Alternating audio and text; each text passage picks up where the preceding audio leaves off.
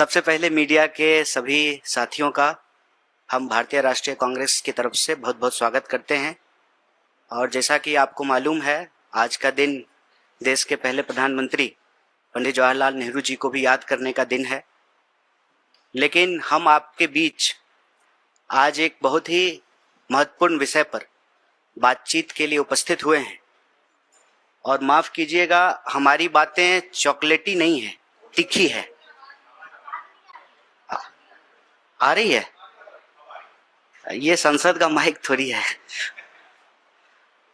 माफ कीजिएगा कि हमारे पास आज आपसे बातचीत करने के लिए कोई चॉकलेटी बात नहीं है, तीखी बातें हैं। क्योंकि देश में जो हो रहा है, सरकार के लिए कॉमेडी हो सकता है, लेकिन देश के जो नौनिहाल हैं, देश के जो भविष्य हैं, उनके जीवन मरण का सवाल है। आप सब पिछले कुछ सप्ताह से इस देश की शिक्षा व्यवस्था से जुड़ी हुई कई महत्वपूर्ण घटनाओं को कवर किए हैं।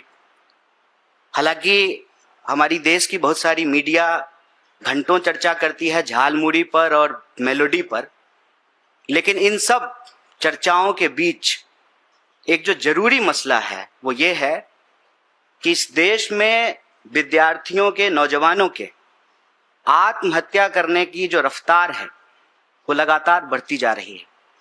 1 घंटे के भीतर 2 नौजवान इस देश में आत्महत्या कर रहे हैं। और आत्महत्या का सीधा संबंध इस देश की चौपट शिक्षा व्यवस्था से है। जो आदमी शिक्षा के लिए योग्य नहीं है, उसको शिक्षा मंत्री बना दिया गया है। और यह बात मैं पूरी जिम्मेवारी से कांग्रेस पार्टी की ओर से आपके बीच रख रहा हूं। आपने देखा होगा कि किस तरीके से हर साल इसी महीने नीट को लेकर के एक बवाल शुरू होता है और सरकार के जो रवैये हैं वो ढाक के 3 पात। न शिक्षा मंत्री का इस्तीफा होता है, न दोषियों पे कोई सख्त कार्रवाई होती है, और हर साल पेपर लीक होता है। आप जानते हैं कि 80 बार से ज्यादा इस देश की परीक्षाओं के पेपर लीक हो चुके हैं। कल की खबर है कि एसएससी जीडी की परीक्षा देने के लिए एक केंद्र पर 800 से ज्यादा लोगों को बुला लिया गया और बैठने की व्यवस्था सिर्फ 250 लोगों की थी। जो शिक्षा मंत्री, जिस देश की सरकार एक परीक्षा नहीं ठीक से करवा पा रहे हैं, आप बताइए कि एक साफ सुथरी परीक्षा के बिना, इस देश में ईमानदार गुरु के बिना हम विश्व गुरु कैसे बनेंगे। कल सुबह सुबह प्रधानमंत्री जी का मेल आया उनके ऑफिस से और विदेश में उनकी उपलब्धियां गिनाई जा रही थी।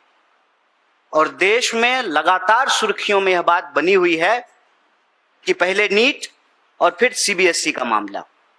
और सीबीएसई का मामला ऐसा है कि एक 17 साल का बच्चा अपनी समस्याओं को लेकर गुहार लगाता है और सरकार की चापलूसी में अपने रीढ़ की हड्डी खो चुके पत्रकार आनन फानन में उस विद्यार्थी को देशद्रोही और पाकिस्तानी बताने लगते हैं।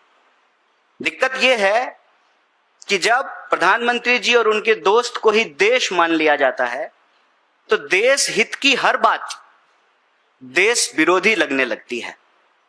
आप हमें बताएं कि प्रधानमंत्री परीक्षा से पहले परीक्षा पर चर्चा करते हैं, परीक्षा होती है, पेपर लीक हो जाता है, परीक्षा पर चर्चा करके रील बनाने वाले प्रधानमंत्री साइलेंट मोड पर चले जाते हैं, चुप्पी साध लेते हैं।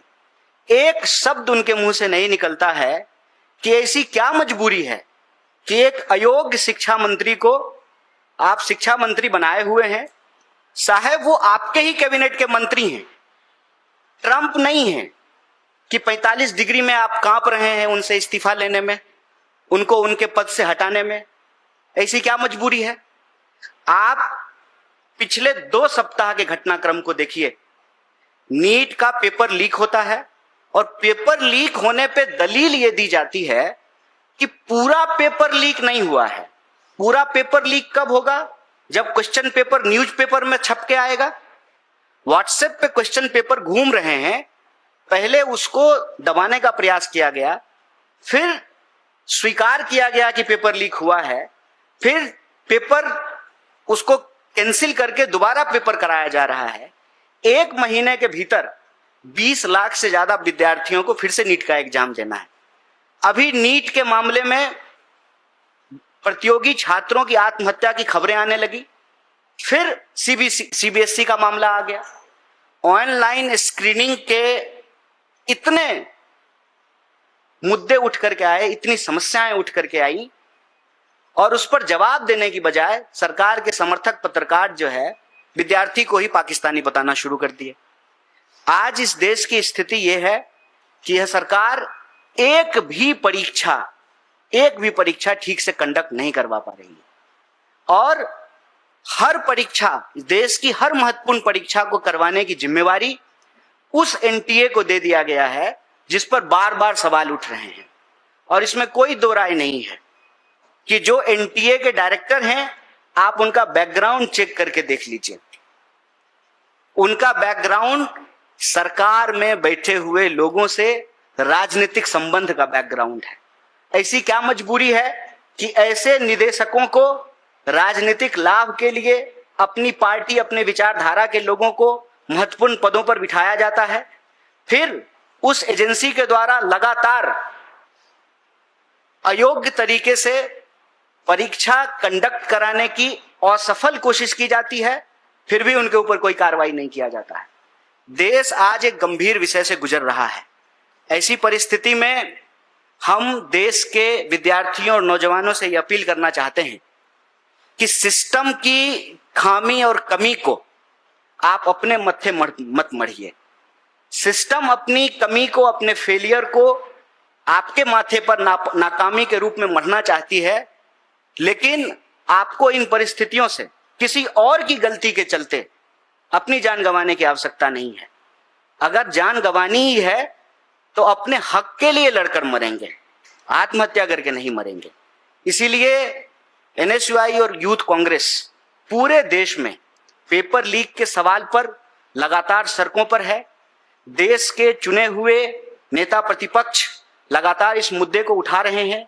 हम कह रहे हैं कि प्रधानमंत्री चुप्पी तोड़ें, अपनी मजबूरी से बाहर आकर के अयोग्य शिक्षा के लिए अयोग्य शिक्षा मंत्री के ऊपर कार्रवाई करें, उनको बर्खास्त करें, दोषियों के ऊपर सख्त कार्रवाई हो, जीरो टॉलरेंस के साथ पेपर लीक को रोकने के लिए सख्त कानून बनाया जाए, और इस देश की परीक्षाओं के चलते, परीक्षा में होने वाली गड़बड़ियों के चलते जो देश के भविष्य का, देश के नौनिहालों का गला घोटा जा रहा है, इसको बंद किया जाए।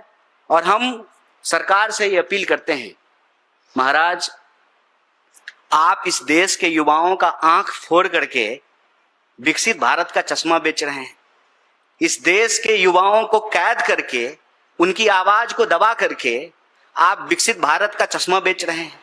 भारत विकसित तब होगा जब देश के विद्यार्थियों को सही शिक्षा मिलेगी, शिक्षित लोगों को रोजगार मिलेगा, और रोजगार की उनकी ताकत से अर्थव्यवस्था मजबूत होगी, तब देश मजबूत होगा, और तब हम विश्व गुरु बनेंगे। पेपर लीक कराने वाले गुरुओं से, जिनका संबंध भाजपा और आरएसएस से है, उनके दम पर तो विश्व गुरु नहीं बन पाएंगे।